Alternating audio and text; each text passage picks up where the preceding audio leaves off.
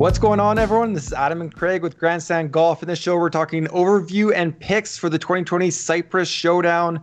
We really love making this European Tour content. If you enjoy it, please like, please subscribe. It really does mean a lot to us if you do subscribe to our channel. So please do so if you have not already. But Craig, we are going back to Cyprus. We're there for another tournament. It's a showdown, a little bit different format than we had last week. Yeah, it's going to be cool. I have, personally, I've never followed an event that has had this type of format.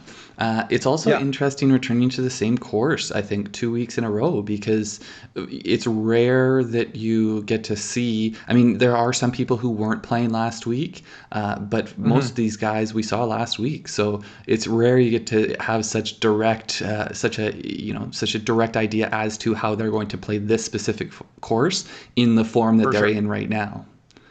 For sure. So Thursday, Friday, it's going to be stroke play, top 32 advance to Saturday, and then scores reset. So essentially the first 2 days are just like a normal cut, really. But with, a tighter cut line, 30%-ish making it through. So top 32, make it a Saturday, scores reset. So we're all at even par again. Then we play Saturday's round, top 16 advance to Sunday, scores reset again. And then winner on Sunday takes it home. So it's really interesting when kind of thinking about who will be successful, what kind of golfer will be successful. But we talked about the Open last weekend at Cyprus. Callum Shinkwin took it home in the playoff. We had Callie Samoya there at -20 as well. Some notables: Jamie Donaldson 18 under, Garrick Higo 18 under, Bobby Mack 18 under. Thomas Dietrich at 15 under. Anyone else kind of popping there? Well, I'll get to him as we get into our picks here, but Välimäki, Sami Välimäki also to me stands out. He's on a bit of a tear, but I'll get more to that in a sec. I think we can take things from last weekend, but it's not going to be kind of our... Well, no, that's the beauty manual, of right? golf is that there's so much variance and there's so much... you can look at all the data you want, but there's still this randomness to golf that anything can happen out there. And it's one of the things that makes golf one of my favorite thing to bet on, and to whether it's DFS or sportsbook. It's fun. For sure. So, we know the course, resort course, Open 2002. We saw it all last weekend, so don't really have to touch on that. Weather's a little bit different this week. We had beautiful weather all last week for the tournament. Moderate winds Thursday, Saturday, and Sunday. Looks like it's going to be a little bit cloudy. Some rain Saturday, possibly. A little bit more rain on Sunday, possibly. But nothing of note. Nothing that's going to impact play at all. Yeah, I think the one thing to consider potentially, if you're getting too far away from people who you saw something positive, like I don't mind if you do get away from people who played well, just because I think you're going to get better odds if someone didn't play well last week. But I would, if you are going to go down that road, I would look to make sure they have some positive results on Bermuda grass, because you don't see, we see it a lot more on the PGA Tour, where there's some people that really struggle on it. They struggle to read the greens. They struggle, playing out of that different type of rough. So I would just go do a little bit of homework on that if you are going to get away from people who played well this week. Yeah, I like it. So we're not going to do DFS picks. We're going to go outright picks. We're talking sports books here.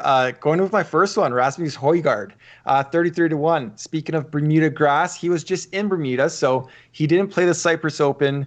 But I feel like it's not a disadvantage as people might think. With the talent level that he has, the multiple winner already on the season, he has 36 kind of warm-up holes that he just needs to be in the top 30. Yeah. And then he can reset and go super low. And then he can reset again and go super low.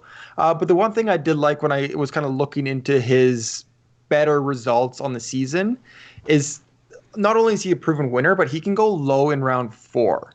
So I think, these guys that are steady and kind of sneak their ways into top 10, that's not where we want to go with an outright bet. We want to get guys who can pull away from the others. So in the UK Championship, he had a 65 on his last round, ended up first. English Championship, 64 on his final round, ended third. So good finishes on Sunday after 3 prior rounds. Everyone knows who he is. He's 4th on the European Tour in strokes gained total. He bombs it off the tee. He's just a well-rounded player. Yeah, to be quite honest, I was a little bit. I mean, first off, his ball striking's unreal. I was, I went through just because it's probably my favorite stat, and tee to green sometimes you get around the green can affect it more than you think, and so if you just take off the tee and approach, you really get an idea of how good of a ball striker someone is, and usually it's mostly the best players that you think of, whether on the European Tour or the PGA. The best players are oftentimes the best ball strikers, and in this field he is far and away the best ball striker statistically. So I was a little bit surprised to see that he was not the betting favorite, but it's not like Thomas Dietrich is a bad player, so yeah. Yeah. And I think it's hard to come up with, we don't see really low favorites, right? They're kind of all in the 30, 40, 50 range. I mean, it's fairly tight. I think 28 was what they have Dietrich at, and then Højgaard's at 33. So it's not a huge disparity or anything. It's kind of a weird mix of you have to advance, but you also have to go and then capitalize and go super Well, that's low. the thing. It's sort of like if you think about the long odds of a round one leader, it's like, okay, so if you were to take 16 guys and your odds of being the lowest in those 16 guys, and then you have to account for then the probability that you're going to survive the cut downs to get into those 16 guys. So it's a little bit of statistical math, but I don't know if we need to get into all that. Okay, Craig, who do you got? So my first one here, Robert MacIntyre. He's 30-1. We saw him tied for third last week, so obviously he likes the course. I mean, if you look at that pattern there, 68, 67, 66, 65. Like, there's only one way for that to go. It's got to keep going, you'd think. Yeah. But it was a return for him. He pulled out of... I get these ones mixed up. The Scottish Championship, the AXA, and so I was doing a little digging around. With the COVID-19 protocols, they've been limiting guys to 15-minute sessions with physiotherapists, and he had some kind of, it sounded like a hip lower back issue, and I think it was somewhat precautionary. That I don't think, I think if it was a different tournament potentially he would have toughed it out, but I think it was he wanted more time to rehab and to work with his his health professionals, and so that allowed him to do that, and it's so nice to see him return in good form, because you never know coming back from injuries. But the other thing, he's established a new caddy. This is not, I believe he has a full tournament with him on the bag, but so it's pretty interesting actually, because if you do a little digging around on him, he's kind of recommitted himself to taking the next step. He was a rookie of the year, but it's essentially he doesn't want to stagnate at this point.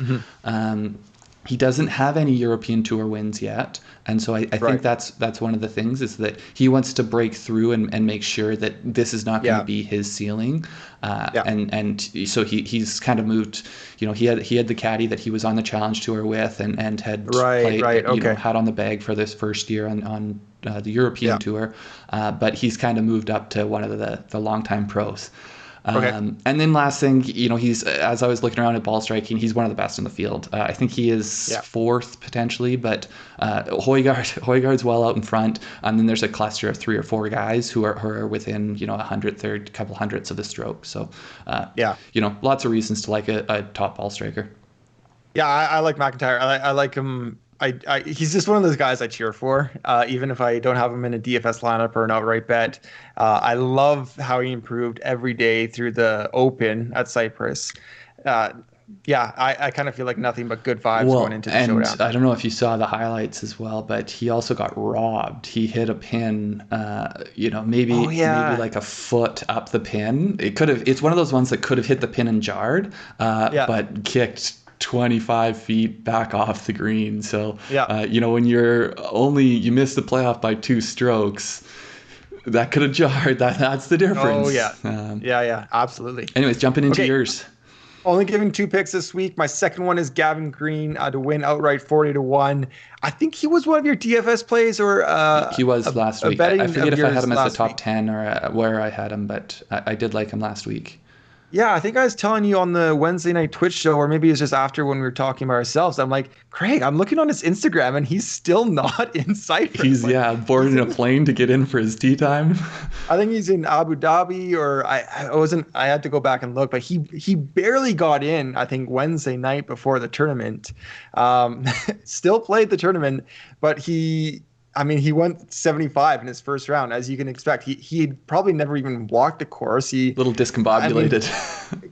Yeah, different time zone. Had no idea what was going on, but he went 75-68. So huge improvement after kind of his first round practice round. Yeah. And then round two is probably more accurately where he would have been. But missed the cut, only got 2 rounds of experience. Now he's on the island. He has some time to get familiar with the time zone, get familiar with the course. I think 68 around there is probably more likely what we're going to see in the showdown.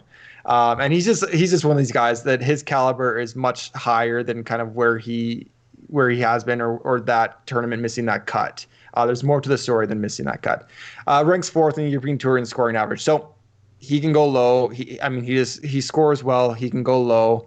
Someone I like at 40-1. It just seems like a really good price to me. Yeah, I think it's one of these ones, we talk about it for the DFS a lot, but you're getting a bit of a discount because you haven't seen him in top form. Whereas if he had, it's like that rush to make a tee time. If you're putting your shoes on as you're getting to the tee and they're not laced up yet and you're teeing off, you're not going to go out there and shoot your best. So you're probably getting a bit of a discount on the odds here with him, with that considered. But yeah, I like the pick a lot.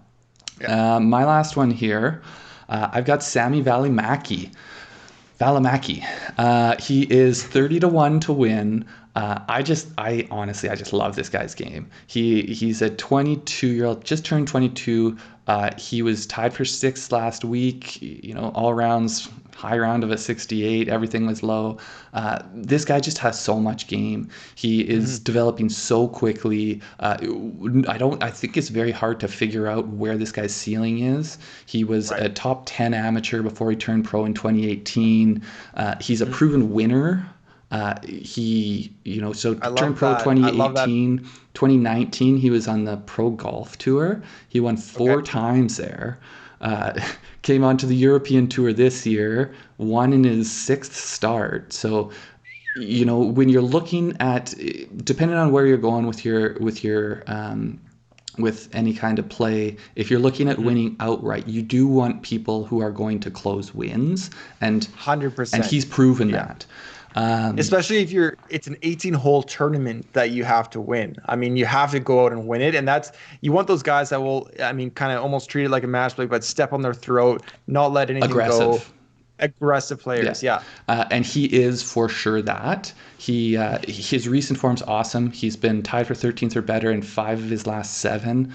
One of those also includes the U.S. Open. So, his last 6 European starts, he's been up in the very, very top of it 5 times. So he's sort of just...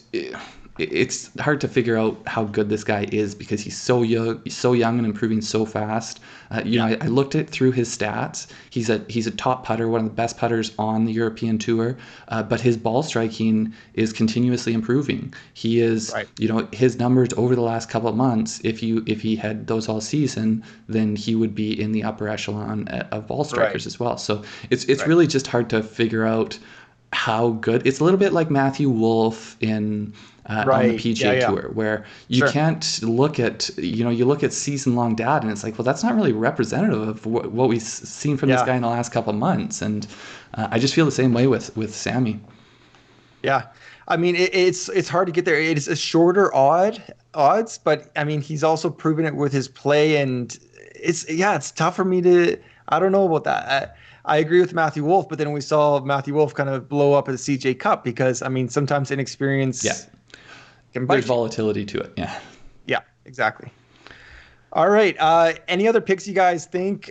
Comment below. Really Let interested us know anyone else. Think what you know of the showdown, of the format. If it's going to be a long shot, someone high up in the sports book, let us know what you think. But we have some great upcoming content out now. If you do play PGA as well, we have Houston Open DFS picks and DFS sleepers. So check that out. On Wednesday night, as we always do, Twitch live stream, 9 p.m. Eastern. We talk through the whole field of the PGA, but we'll also talk Euro if we get some European Basically, whatever fans people in want there. to chat about. Yeah. Yeah, exactly.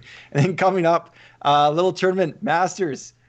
We got some pricing out on FanDuel and DraftKings past couple of days, so we're going to get a model up on our website very soon, grandstandgolf.com. We're going to have some featured videos. We're going to do a podcast preview, which will be out before the Houston Open is up, so make sure to check that out. You can subscribe to our podcast wherever you get podcasts. Yep. Look forward to all of that. Anyways, good luck this week, guys. We'll see you next time. Yeah, take care.